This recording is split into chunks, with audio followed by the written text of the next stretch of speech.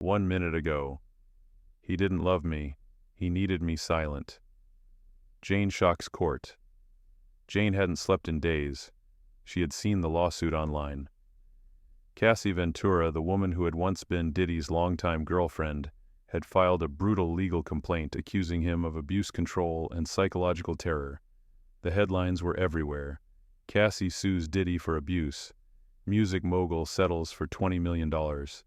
Jane read every word, and what scared her most was how familiar it all felt. She tried to convince herself it was just coincidence, but deep down she knew the truth. Cassie's story was her story, just with different names. And then 3 days after the lawsuit, Diddy called. "Hey," he said softly, "I really need your friendship right now." Jane didn't respond. "I can't talk on the phone," he continued quickly. "Please don't send any texts, don't say anything. People misread stuff."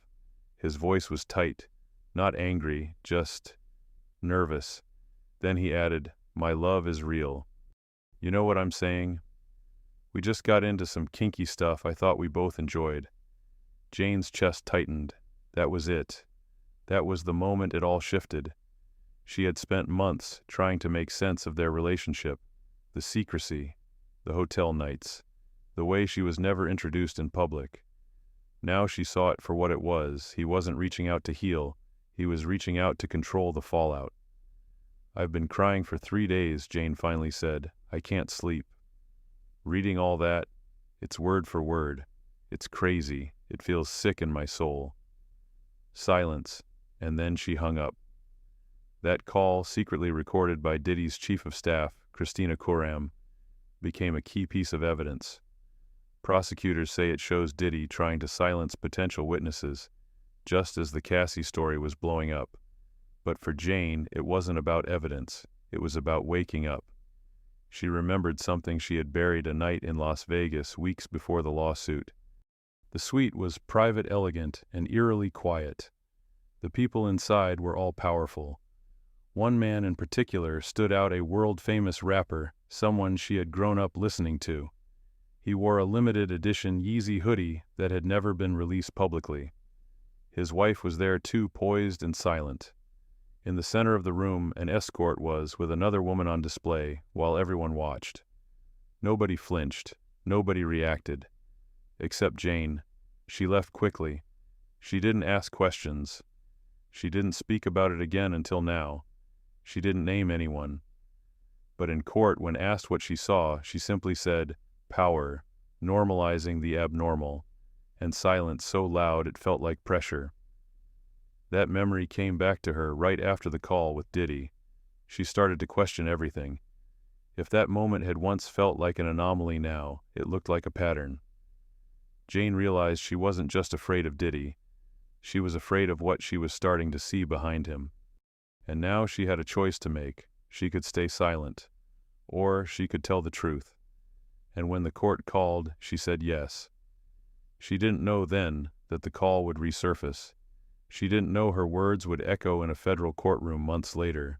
She didn't know people would start whispering the name of a certain rapper behind closed doors, a man with a legacy, a family, a brand built on rebellion. She didn't name him. She didn't have to.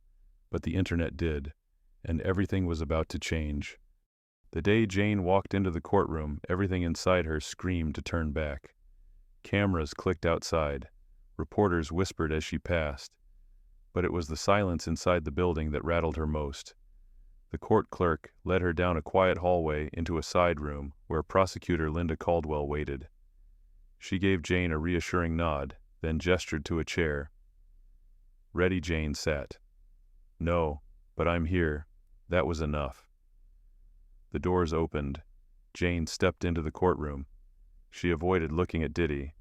She focused on the judge, the jury, the wood grain of the witness stand. Then came the voice. "Miss Doe, I'm William Harrow. I represent Mr. Combs." She looked up. The defense attorney gave a brief smile, then paced slowly in front of the jury box. "Let's talk about what you didn't say." And just like that it began. The questions came one after another. Calm, precise, disarming.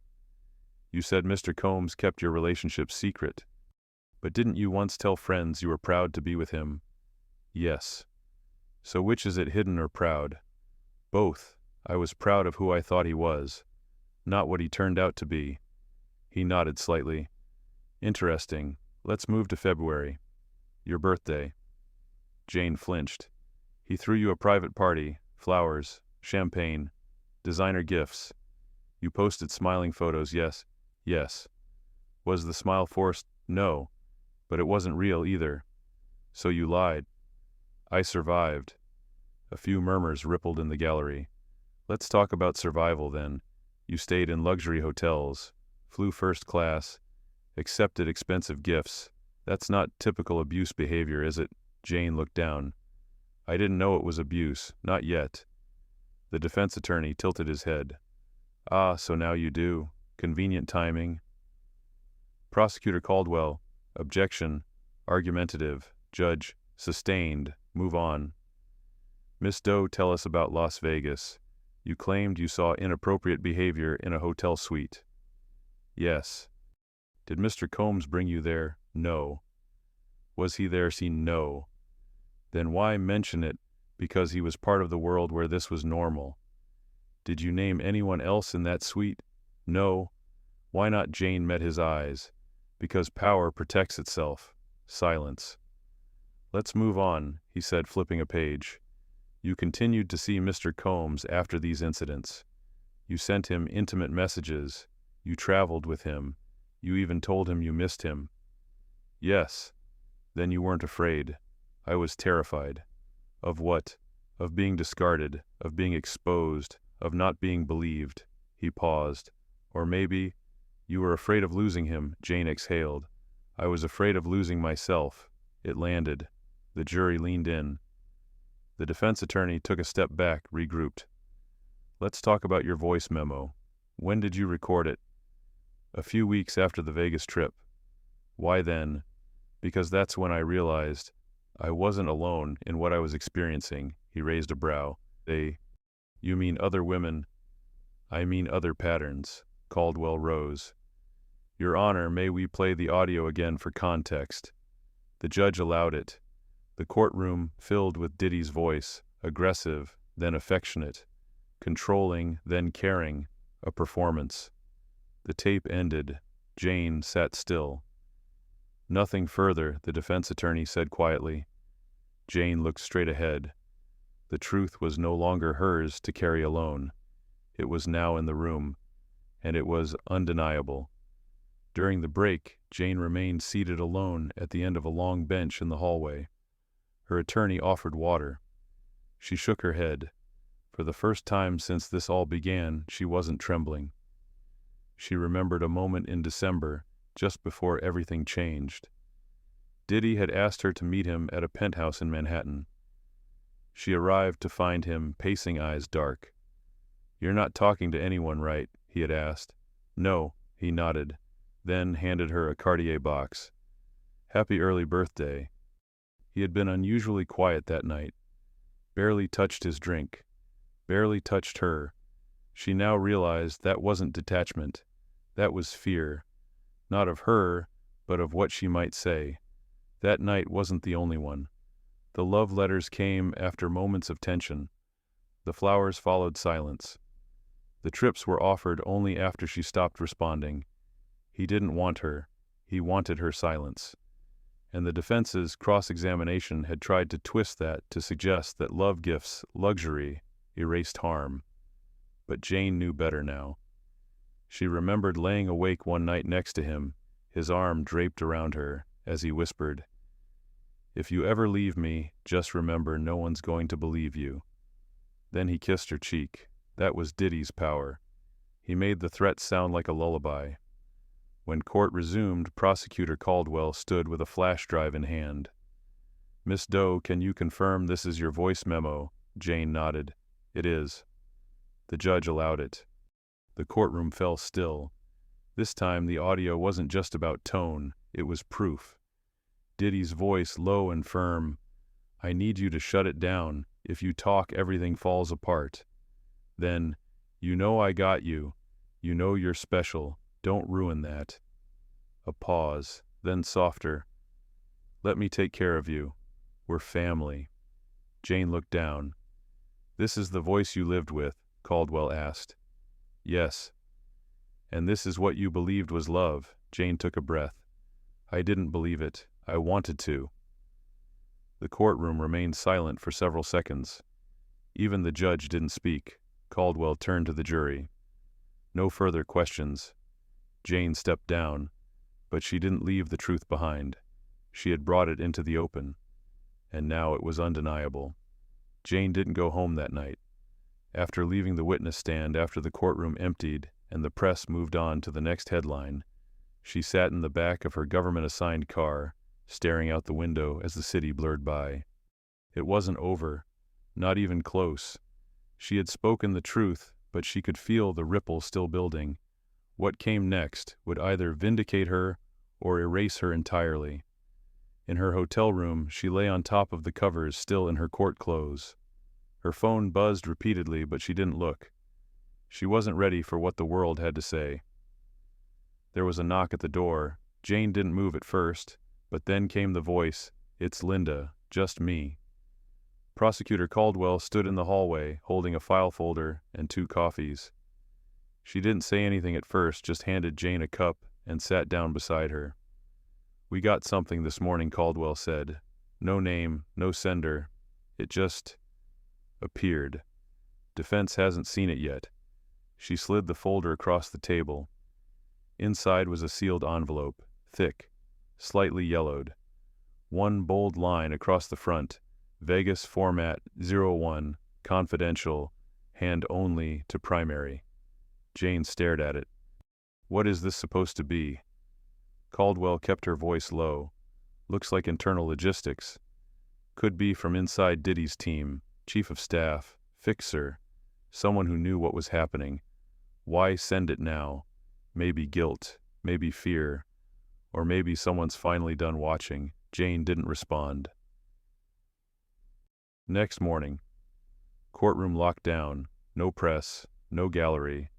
Just the judge, jury, lawyers, and a sense that something big was coming. Caldwell handed the envelope over. The judge sliced it open, pulled out the contents slowly. Several pages stapled together. Notes, bullet points, dates, codes. Across the top, celebrity access, flow, 2024 testing, Las Vegas, Malibu format, WO1. Then this list, Mogul A, Icon W, Artist Y, Provider K, and beneath each one, columns. When they checked in which suite, they got what kind of guest experience they were promised, what gifts were logged, and a line called visibility level, either public, private, or fully controlled. The judge's eyebrows lifted. He looked at Caldwell. You want this on the record? Yes, Your Honor. Defense jumped in. Unverified. Could be fake, but Caldwell had more. She held up a separate sheet, 1-page affidavit, signed, former assistant under Mr. Combs.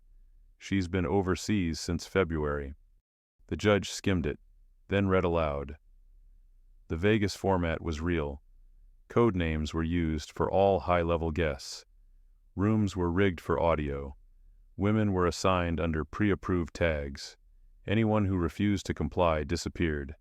Anyone who stayed signed NDAs sometimes without knowing. The judge nodded. We'll let it in. Not as proof, but as supporting context.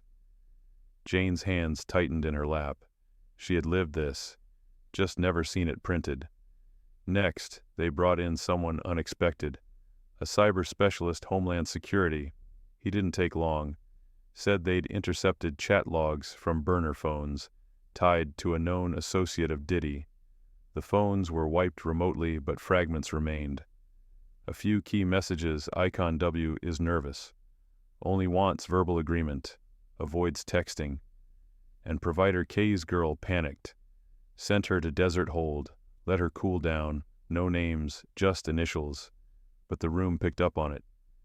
Jane didn't move. She knew who Icon W was. So did others. The judge ordered a break. Everyone was stunned. Jurors pale, defense rattled. Back in the hallway, Caldwell turned to Jane. We can shield your name for this next part. But if you speak to what visibility level meant, if you explain how you were managed, it ties it all together. Jane didn't even blink. "I'll talk." She returned to the stand. Caldwell walked her through it. "February 3rd, that your birthday, yes. This says you were fully controlled that night." "What does that mean to you?" Jane inhaled. "It meant I couldn't leave the suite by myself, couldn't take calls, couldn't even open the balcony door unless someone approved it." "Was that normal?" "It became normal. Especially after I started pushing back. Did you sign anything?" "No." But he'd say things like, "You're mine, right?" until I agreed. "Did you ever say no once?" After that, he ghosted me for 3 days. "Were you scared?" "I wasn't scared of leaving. I was scared of what I'd be once I left, of losing everything, of what they'd say about me." Caldwell paused, then pulled up a large phone screenshot. "Feb. 5, 2, 14 a.m. Diddy. You think you can just walk away from Legacy Girl? I made you exist." Jane read it out loud. Room stayed quiet. Jane Caldwell said gently, "Who were you before all this?" She took a moment. "I was a dancer, a daughter. I wrote music. I smiled a lot more. And now I'm still her. But I had to fight to stay that way." When Jane stepped off the stand, she didn't look at the gallery. She didn't look for Diddy. She just kept walking. And for the first time since this began, it didn't feel like running. It felt like choosing. The courtroom wasn't empty when Jane returned. It just felt that way. The weight of what she had testified to still lingered in the wood, in the air, in the eyes of the jurors, who couldn't unhear the words, "fully controlled." But this was quieter, because now came the questions nobody had asked out loud. Why did Diddy treat her better after Cassie's lawsuit? Why did the love grow louder the moment Jane pulled away? Jane had her own word for its strategy. Right after Cassie's name hit the headlines, Jane's phone lit up like a flare. Messages from numbers she hadn't saved. Flowers delivered with no card. Anonymous calls that ended before she could answer. Then one morning there he was, Diddy, standing outside the boutique gym she went to once a week, alone, hoodie on, sunglasses hiding whatever emotion he wanted to pretend wasn't there. "I was in the area," he said. He never was in the area. He handed her a small velvet box. Inside was a rose gold bracelet engraved with one word, "Stay." She didn't put it on, but she didn't give it back either, because even then part of her still wanted to believe he meant it. Over the next few weeks, Jane saw a different version of him. Softer, almost unsure. He asked about her sleep, brought her books, sat quietly beside her instead of commanding the space like he used to. He told her, "You don't have to talk, just be next to me." And it worked. For a while it worked. Jane convinced herself maybe he was scared. Maybe he was changing. Maybe what happened with Cassie had shocked him awake. But there was always a condition, always a price. The kindness always came wrapped in silence. He would hold her hand, then tell her, "No one needs to know about us. They don't deserve it." He would kiss her forehead, then say, "You're the only one I can trust, so don't mess that up." Jane didn't call it manipulation at first. She called it love. Back in court, Prosecutor Caldwell showed Jane a series of texts from that same period. "Do these look familiar?" Jane nodded. The screen behind them flashed Diddy Deck, 18-3-09 a.m. "You were perfect tonight, like movie perfect. I wish the world saw you how I do." Diddy Deck, 19-9-42 p.m. "Don't answer media, not even your friends. They'll twist your words. Just tell them we cool." Diddy Deck, 21-101 a.m. "Next year's gonna be us. All of it, if you're loyal." Caldwell turned to the jury. "Miss Doe, when you received these, how did you interpret them?" Jane sat up straighter. "Like a contract I never signed. Be quiet and I'd get love. Make noise and I'd lose it." "Was that ever said directly, not in words, in patterns?" Jane told the court about the dinners. The night he rented out the rooftop of a restaurant and called her his muse in front of his team. The violinist who played her favorite score. The red wine flown in from Italy. And how later that night in the car he said, If anyone asks about us, just smile and say, we're good. That's the safest way to handle it. It wasn't a threat. It was a performance. Every romantic gesture was really a cover-up. Every gift was a leash. Then came the journal. Caldwell handed Jane a small leather-bound notebook. Is this yours? Yes. Would you be willing to read a page? Jane opened it slowly. Her handwriting, sharp, slightly rushed. She read, Tonight he called me the realest one. Then he made me block my old manager. Said loyalty means cutting ties. I smiled, I laughed. Then I cried in the shower. The courtroom didn't move. Another entry. Every time I say I'm confused, he says I'm being ungrateful. Every time I say I'm scared, he says I'm dramatic. Every time I try to leave, he says I'm nobody without him. She looked up. I wrote that 6 months before I ever called it abuse. One juror, an older woman with gray hair and a steady stare, wiped away a tear. Caldwell nodded. Miss Doe, do you believe Mr. Combs loved you? Jane thought for a long time. I think he loved control, and I was something he could control beautifully. Do you think he feared losing you? I think he feared what I could say if he did. After Jane stepped down, the judge called for recess. Caldwell walked with her through the side hallway, no cameras. You okay? Jane looked straight ahead. I think so. Tomorrow, Caldwell said, we go into records. Bank transfers, NDAs. Then the former bodyguard takes the stand. Jane nodded slowly. I hope they remember what I said. Not just how I said it. They will. Jane didn't smile, but her voice didn't shake either. They better. The next morning, the air in the courtroom felt different. Colder, hungrier. Jane took her seat in the front row behind the prosecution table, no longer on the witness stand, but still fully exposed. Today wasn't about her testimony, not directly. Today was about the proof. First came the paper trail. Prosecutor Caldwell moved methodically, screen after screen, flashing up behind her. Bank statements, wire transfers, company expense reports, each one tied to aliases, each one signed off through shell corporations. She read the names slowly. February 3rd transfer of $8,500 from Daystream Consulting to Lavendel Events. Description, private suite services. March 10th, $12,000 wire marked reputation cleanup retainer. April 22nd, $3,200 reimbursement for gifts Jane Doe, flagged as discretional psychological support. That last one hit Jane hard. Discretional psychological support. It made her sound like a budget line. Then came the NDAs. There were 6 in total, signed between 2019 and 2023. Different names, different dates, same structure, clauses about mutual confidentiality, image control, penalties for public discussion, arbitration in private venues, and a final line at the bottom: breach of terms may result in permanent severance of financial protection.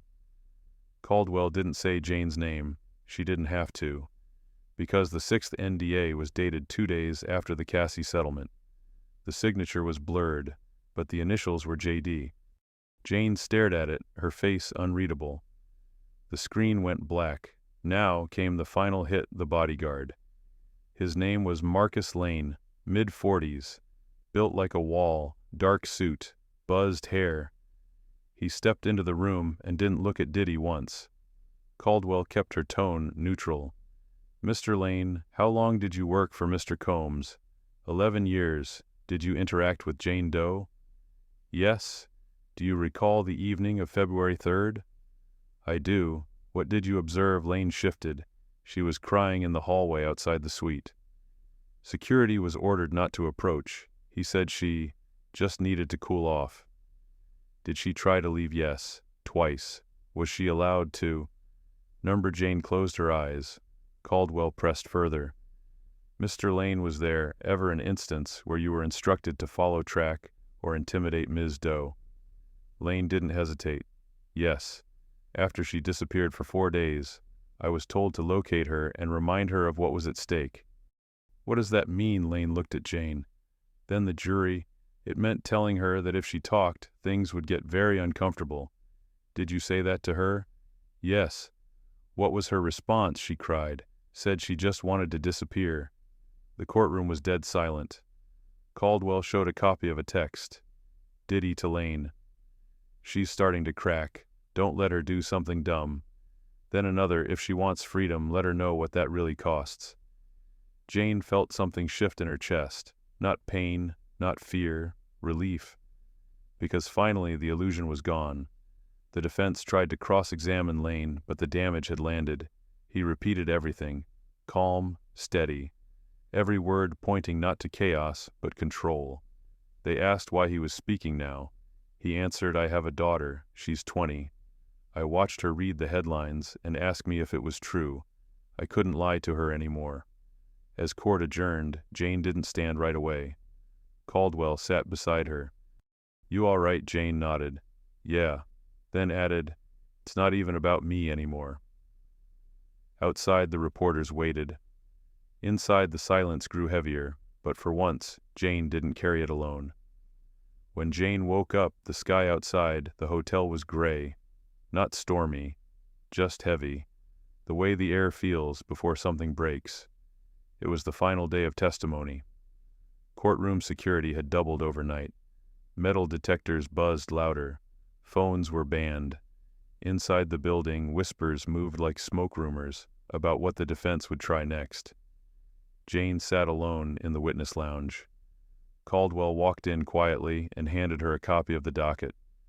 You don't have to speak again, Caldwell said. We have enough. You've given us more than enough. Jane didn't respond right away. She stared at the printout. I want to finish it, she said. If I stop now, he wins the part of me that still wonders if I should have just kept quiet. Caldwell nodded. Then let's finish it. Court was called to order. Diddy sat with his lawyer's face blank, still, but his right foot tapped beneath the table. The judge turned to the prosecution. Final witness, yes, Your Honor, Caldwell said. Jane Doe, redirect. Jane walked slowly to the stand. She wasn't shaking. She wasn't looking at him. She was looking at the jury. Caldwell stood beside the screen. Jane, I want to go back to the beginning, she said. The first time you felt unsafe. Jane took a breath. It wasn't a slap or a scream. It was silence. The courtroom waited. I was at his house. We had just argued about something I barely remember now. I went to the bathroom, locked the door. Just needed 5 minutes to think. When I came out, he wasn't yelling. He wasn't pacing. He just looked at me and said, I thought you were smarter than that. What did you do? I apologized. Why? Because he looked at me like I had broken something, like I was about to lose something, and I didn't want to lose him. Was that the last time you apologized for something you didn't do? Jane shook her head. No, it became a habit. The screen behind Caldwell flicked to a video still. Security footage, a luxury hallway, Jane and Diddy. He walks ahead, she trails behind, her head down. Do you recognize this? Jane nodded. Vegas, January 13th. What do you remember about this night? I remember thinking, if I play this right, maybe he'll treat me like he treats the women he takes photos with. Did he? No. He told me, you're better hidden, you're sacred. Caldwell turned to the jury. Jane, do you believe what you experienced was love? Jane hesitated. I think it started that way. But somewhere along the line it turned into something else. He didn't love me. He managed me, controlled me, measured me. He made me earn kindness. And when did that change? Jane looked straight ahead. When I stopped thinking the problem was me. Caldwell paused. Jane, there's one last message I want to show. She clicked. Diddy to Jane, March 2nd, 2024. You always make things harder than they need to be. Just be what I need you to be. Jane read it. I remember that night. I had said I didn't want to go to a party. I was tired. He said I was making it about me, that I forgot my place. Did you go? I did. Why? Jane smiled sadly. Because I thought if I made it easier, maybe he'd love me more. Did he? Number Caldwell walked closer. You've told your story, and others have come forward. But let me ask you directly, what do you want from this court? Jane looked at the judge, then the jury. I don't want revenge, I want truth. I want to be able to walk into a room without wondering if someone thinks I asked for this. I want girls like me to know that silence isn't strength, it's survival. And they deserve more than survival. Afterward, the judge recessed for closing statements. Outside, the media swarmed. Inside, Jane sat alone in a hallway, staring out the narrow window at a tree swaying in the wind. Marcus Lane passed by. The bodyguard. He stopped. I should have spoken sooner. Jane didn't look at him. But you did, she said. That's more than most. He nodded, then walked away. In the courtroom, Diddy whispered something to his attorney. The lawyer's hand shook. Later, after the judge dismissed for deliberation, Diddy stood. He looked at Jane for the first time in days. She met his eyes. He turned and walked out. No words, no mask. Just the end of control. Outside, someone handed Jane a phone. It was her mother. You were brave, her mother said. Jane didn't cry. She just said, I'm tired. Her mom replied, then rest. We've got you. And for the first time in years, Jane believed it. The trial wasn't over, but her silence was.